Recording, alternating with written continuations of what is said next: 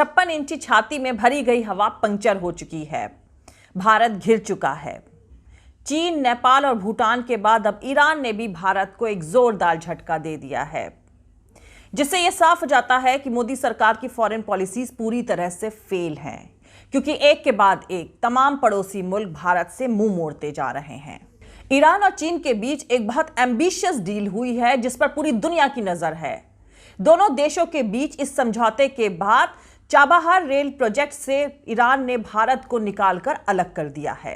मोदी पाकिस्तान को अलग थलग करना चाहते थे, पर खुद ही अलग कर दिए गए हैं और भारत ने वेस्टर्न एशिया में स्ट्रैटेजिक एंड डिप्लोमेटिक तौर से कहे जाने वाले एक बहुत ही इंपॉर्टेंट दोस्त मुल्क ईरान को खो दिया है।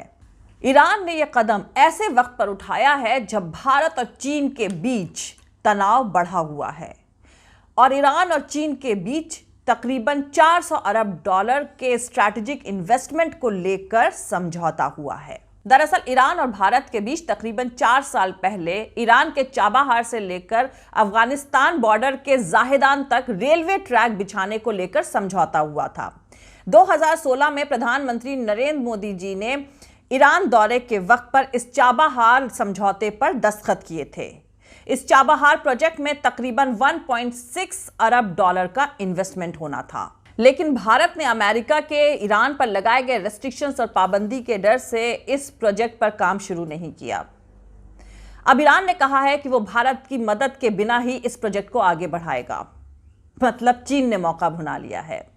चीन ईरान से अब बेहद सस्ते दामों में तेल खरीदेगा और इसके बदले चीन ईरान में तकरीबन 400 अरब डॉलर का इन्वेस्टमेंट करेगा और भारत अमेरिका के इशारे पर लेफ्ट राइट करेगा। आजादी के बाद से लेकर अब तक भारत की फॉरेन पॉलिसी रही है कि वो किसी भी देश के साथ या किसी भी खेमे में शामिल नहीं होता था, जिसके चलते वो किसी के दबाव में नहीं आता था और अपने फायदे के हिसाब से वो सभी मुल्कों के साथ दोस्ताना ताल्लुकात रखने की कोशिश करता था। मगर ऐसा लगता है कि मोदी जी के प्रधानमंत्री बनने के बाद यानी पिछले 6 सालों से भारत की ये फॉरेन पॉलिसी कमजोर पड़ी है।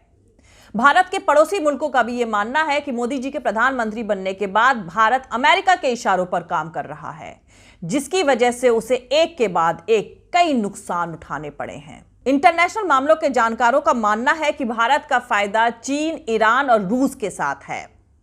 मतलब भारत का फायदा यूरेशिया में है। जानकार कहते हैं कि मोदी सरकार को अमेरिका से यह बात क्लियर कर देनी चाहिए कि अमेरिका और चीन की लड़ाई भारत की लड़ाई नहीं है। लेकिन मजबूत समझे जाने वाली मोदी सरकार काफी कमजोर निकली और उसकी इस कमजोरी को भांपते हुए चीन ने भारत के एक बहुत पुराने दोस्त मुल्क ईरान को अपने पाले में कर लिया है। जानकारों का मानना है कि ईरान और चीन के बीच हुआ यह समझौता भारत के लिए एक बहुत बड़ा झटका है। अमेरिका की तरफ से ईरान पर लगाई गई पाबंदियों के बाद से भारत ने ईरान से तेल लेना ऑलमोस्ट बंद कर दिया था, जबकि कुछ साल पहले तक ईरान ही भारत के लिए मेन तेल का सप्लायर हुआ करता था और अब ईरान में चीनी इन्वेस्टमेंट का नुकसान भी भारत को ही उठाना पड़ेगा। भारत को ईरान के चाबहार पोर्ट को डेवलप करना था, क्योंकि भारत के लिए चाबहार पोर्ट बिजनेस और स्ट्रैटेजिक तौर से बहुत इंपॉर्टेंट था। चीन पाकिस्तान के लिए ग्वादर पोर्ट ऑलरेडी बना रहा है। यह ग्वादर पोर्ट चाबहार पोर्ट से तकरीबन 72 किलोमीटर की दूरी पर है। चाबहार पोर्ट से यह लगता था कि भारत की मौजूदगी ईरान में है, लेकिन चीन ने भारत से यह मौका भी छीन लिया है और अब चीन की वहां पर मौजूदगी भारतीय इन्वेस्टमेंट्स के लिए मुश्किलें खड़ा करेगी। ईरान और चीन के बीच हुई इस डील की वजह से ईरान की नजर में भारत की पोजीशन अमेरिका जैसी हो जाएगी।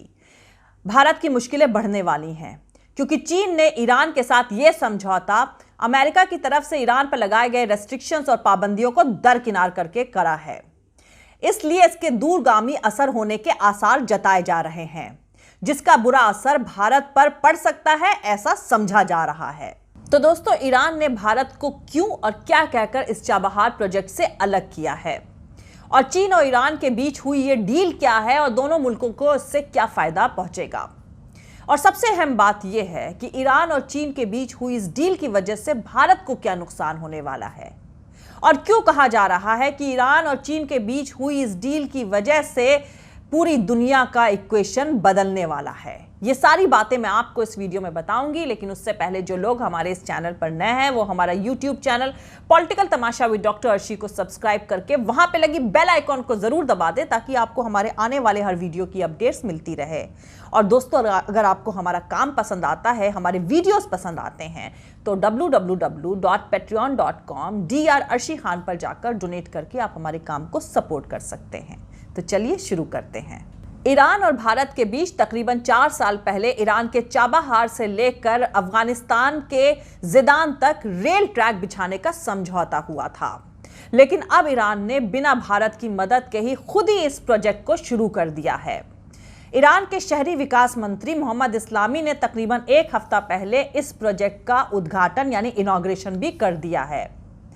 ये प्रोजेक्ट, ये रेलवे ट्रैक ईरान के चाबहार से लेकर अफगानिस्तान बॉर्डर को क्रॉस करके उसके अंदर ज़रांज तक जाने वाली है।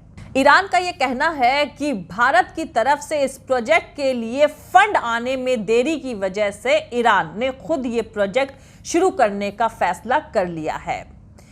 ये प्रोजेक्ट यानी चाबहार प्रोजेक्ट में तकरीबन 628 किलोमीटर की रेल ट्रैक को बिछाना है।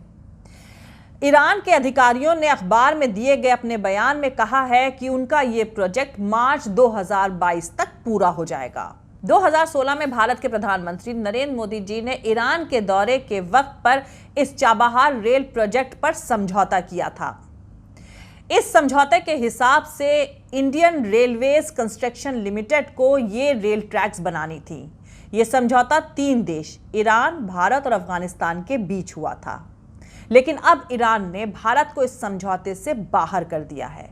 और सबसे अहम बात यह है कि ईरान ने यह कदम ईरान के चीन के साथ हुई एक बड़ी डील के बाद उठाया है।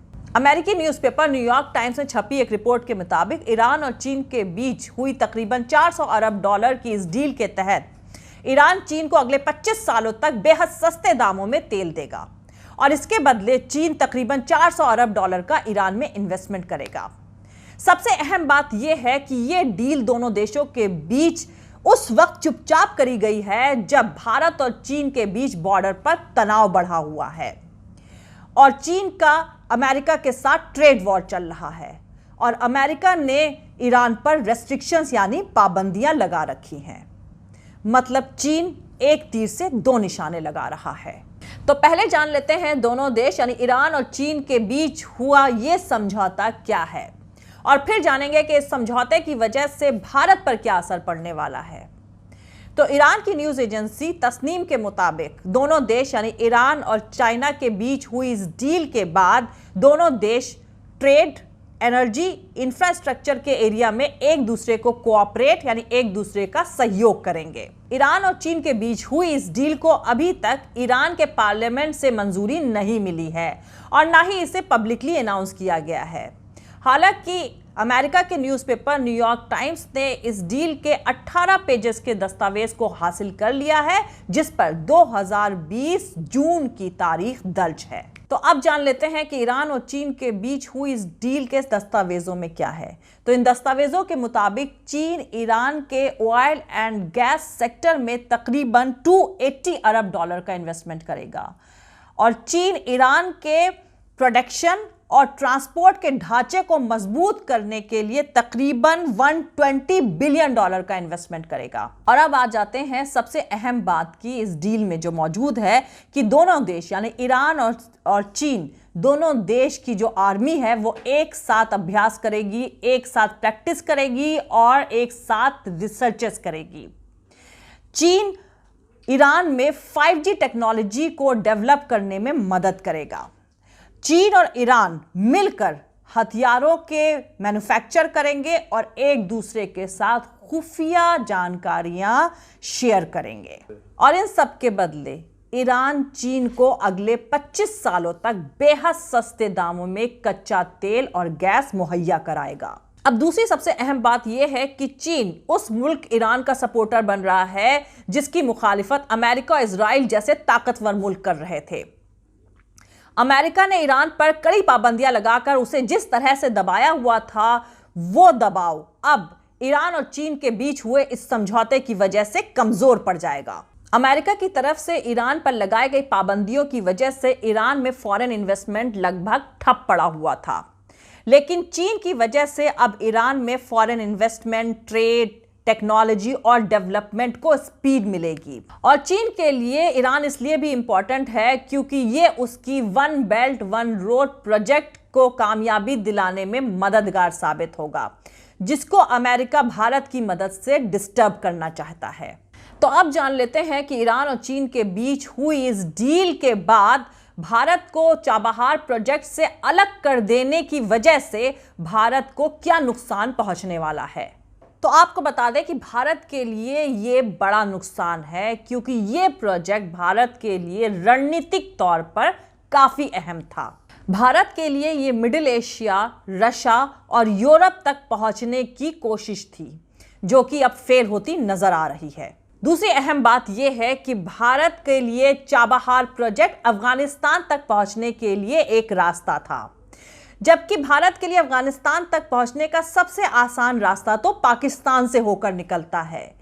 लेकिन चूंकि पिछले कई सालों से इंडिया और पाकिस्तान के बीच ताल्लुकात अच्छे नहीं हैं, इसलिए ये दोनों मुल्कों के आपसी दरवाजे एक दूसरे के लिए ऑलमोस्ट बंद पड़े हैं। इसलिए भारत की तरफ से अफगानिस्तान तक पहुंचने के लिए अरेबियन सी के थ्रू बाईपास लेने की कोशिश करी जा रही थी। इस चाबहार पोर्ट को पाकिस्तान के ग्वादर पोर्ट, जिसको चीन डेवलप कर रहा है, उसका जवाब माना जा रहा था। चाबहार पोर्ट ग्वादर पोर्ट के तकरीबन 70 किलोमीटर की दूरी पर है और अब ऐसा माना जा रहा है कि ईरान की चीन के साथ बढ़ती नजदीकियों के चलते ईरान चीन को ये चाबहार पोर्ट लीज पर दे सकता है। यानी आने वाले दिनों में चाबहार पोर्ट पूरी तरीके से भारत के हाथ से निकल सकता है। ईरान के फॉरेन मिनिस्टर यानी विदेश मंत्री का कहना है कि चीन दुनिया की सबसे बड़ी इकोनॉमी है और ईरान वेस्टर्न एशिया का सबसे ताकतवर मुल्कों में से एक है और ये दोनों ताकतें मिलकर दुनिया पर दबाव बनाने वाली ताकतें जैसे अमेरिका के दबाव को खत्म करेंगी। मतलब अमेरिका के कहने पर भारत अब तक ईरान के साथ इस चाबहार प्रोजेक्ट को शुरू नहीं कर रहा था, लेकिन ईरान और चीन के बीच डील हो जाने के बाद ईरान ने भारत को इस चाबहार प्रोजेक्ट से अलग कर दिया।